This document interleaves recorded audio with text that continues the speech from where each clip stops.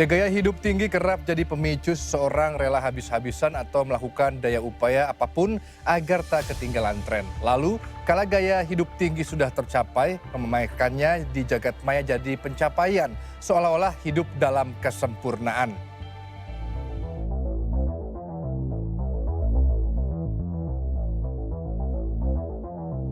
Berasal dari kata flex yang bermakna menunjukkan alias pamer.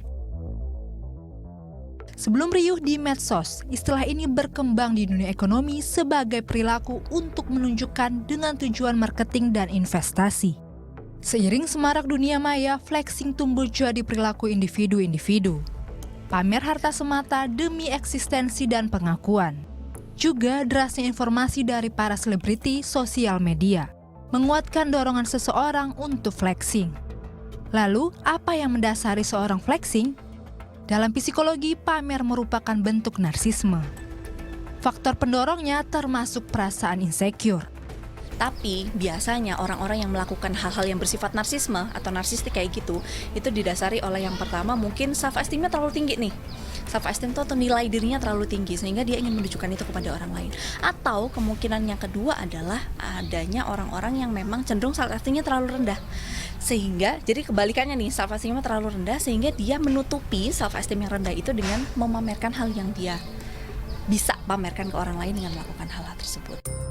Bukan hanya tingkah flexing atau pamernya, namun juga dipertanyakan, dari mana asal gaya hidup super mewah yang dipamerkan. Tapi sebenarnya sumber pendapatan mereka mungkin bisa jadi nggak cuma dari gaji loh gitu, yang kita juga nggak tahu seperti apa. Pun misalkan itu dari hal yang seharusnya tidak mereka konsumsi, kita mau membuktikan itu dari mana? Mungkin sebaiknya mereka lebih bijak kali ya untuk tidak memamerkan di sosial media. Tapi kan kita bisa lihatnya dari apa yang melatar belakangnya dia melakukan hal tersebut. Dan ketika memang dia menggunakan itu dengan sumber dana yang baik gitu ya, positif, maksudnya tidak merugikan siapapun.